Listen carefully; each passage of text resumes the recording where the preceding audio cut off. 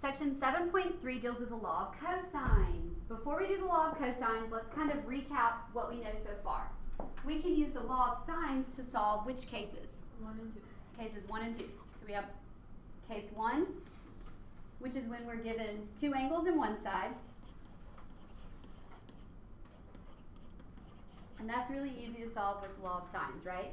It's non-ambiguous. We solve for the third angle first, then we use law of sines to find the remaining side, right?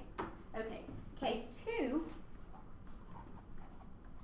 deals with the ambiguous case of the law of sines. You're given two sides and the angle what? Angle not between the The angle not between them, so the angle that is opposite one of them. So not between the sides. That's the ambiguous case. So that's the one that you have to be careful. And if the first triangle works, you also have to look to see if there's an obtuse triangle that goes with it, right? So that's the bad case. And it's also bad because you have to do the law of sines twice. Make sense?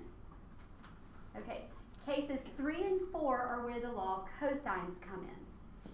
Case 3 is when you have two sides and the angle between them.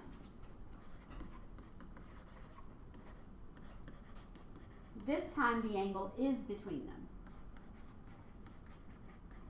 So between the sides. If you want to think about that geometrically, that's called the side angle side case. Okay? You also use law of cosines for case 4. Case 4 is when you know all three sides but no angles.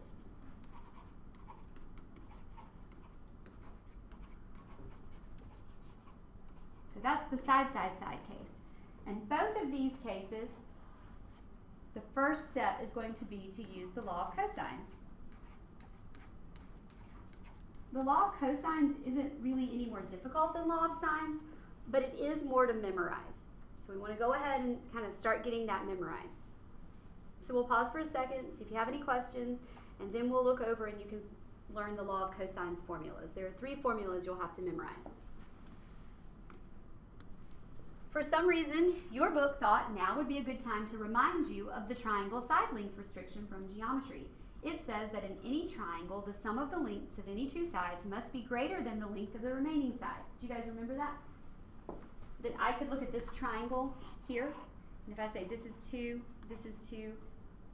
and this is 8, that's impossible because the two smaller sides have to add together to be greater than the biggest. Does that make sense? Any two sides, when you add them, have to be greater than the biggest. So this is an impossible situation. That's another way to tell. That's one way to tell. If you know all 3 sides, yes. If you know all 3 sides, you could look at that. So tell me if this would be possible or not. 12, 7, 7. Yes. Is it? That's possible, right? As far as the sides are concerned. Right. Does that make sense, you guys? Because 7 plus 7 would be 14 and it's greater than 12. And obviously if I add 12 and 7, it's greater than 7. So any two sides added have to be greater than the third for a triangle to be able to exist. Then they launch into the law of cosines. The law of cosines states that in any triangle, and it does not have to be oblique, it could be a right triangle or not, okay, in any triangle, that it has to be true that any of the sides squared, whether that is A, B, or C, any side squared is always equal to the sum of the other two sides squared, and then subtracted by 2 times those two sides times the cosine of the angle between those two sides. So it's a weird formula. I'll say it one more time. Any side squared always equals to the sum of the squares of the other two sides subtracted by 2 times those two sides times the cosine of the angle between them. Or in other words, the angle opposite of the one that's on the other side. See how these angles match? Right here? So So these two are opposites, and this one is in between these two. So I'm going to give you a second to jot those down, and then we'll talk a little bit about what they mean. Take a look at the third one, when the c squared is by itself. What does that look a lot like, at least the first few terms? C squared equals a squared plus b squared. That's the Pythagorean theorem. Here's why. If we have a right triangle, and we let this be C, and this be capital C, and this be A, and this be B, and we'll let this be little b, and this be little a. It has to be true that a squared plus b squared equals c squared, right? But it also has to be true, because this works for any triangle, it must be true that each of these is true as well. And take a look at that third one. C squared equals a squared plus b squared minus 2 times a times b times the cosine of angle C. Well, what is angle C? 90 degrees. Well, what's the cosine of 90 degrees? Think about it, you guys, from your unit circle. It's 0. It's 0. So really, it's c squared equals a squared plus b squared minus 2 times a times b times the cosine of 90, which is 0. So do you see this whole term? That drops to 0 when you have a right triangle, and that produces the Pythagorean theorem. So the Pythagorean theorem is just a special case of the law of cosines. And they could just teach us this to make more sense. Well, back in 3rd or 4th grade, you didn't I learned know that in anything geometry. about cosine. So that, so it's easy to learn the Pythagorean theorem.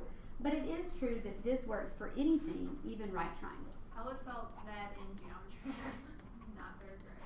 No, I know they use this in 5th grade now. I know that. And I heard they were moving it down to 3rd grade, but I could be wrong. So, okay. So for our first example from this section, we have a surveyor who wishes to find the distance between two inaccessible points A and B on opposite sides of a lake. While standing at point C, she finds that the side length of little b is 259 meters, little a is 423 meters, and the angle from A to C to B measures 132 degrees and 40 minutes. She wants to find the distance C. So basically, she wants to find the distance between A and B and opposite of capital C.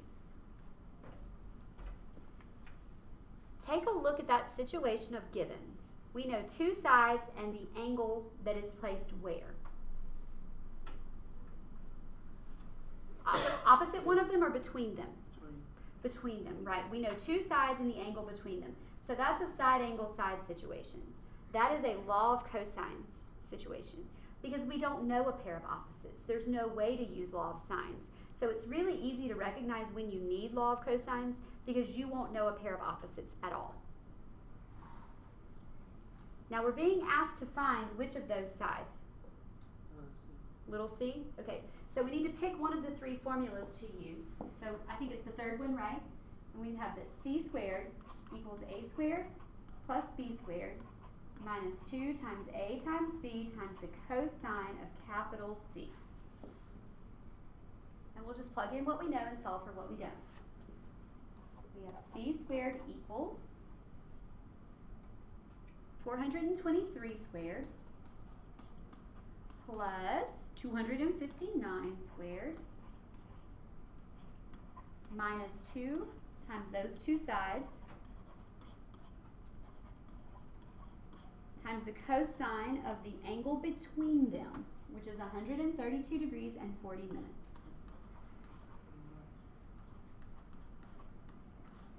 So we're going to take that. Obviously, we're going to put it in our calculator. I don't think we want to attempt to even do that without a calculator, right? Do you guys know how we found the cosine of 132.40 back before we had calculators? You had a giant chart. We had a big table of values, and you would have to go look for it. Yeah. So now you can get it at the touch of a button. So let's pause for a second and see what c squared equals. A lot. Yeah, it should be a pretty big number. So it looks like c squared is 394,510.5693. Then we take the square root of both sides to get c by itself. And that means that c equals approximately, how many significant digits here, you guys? 3. Okay, so take the square root of that. And so it's really 628.1007636. So we'll just round it to 628 what? What are my units? Meters. Okay. So let's step back and see if that makes sense. Where's my longest side supposed to be? It has to be capital C, little c, because capital C is an obtuse angle. Therefore, it has to be my largest angle. Now, we weren't asked to find the other two angles, but if we were, we could go back now and use law of sines to find one of them, and then 180 minus the other two to find the other. But for this problem, we're okay to stop there. Does anyone know a good way we could check it if we had solved it all the way out? It's an easy way to check any triangle you solve. Law of sines, yeah. Take your unrounded answer and stack it over the sine of its opposite angle. But that would only work if we knew two pairs of opposites. And here we only know one pair of opposites. So there's really no other easy way to check it other than just make sure, plug back into the law of cosines formula, unless you want to go further and solve it with law of sines. So that's a good place for us to break.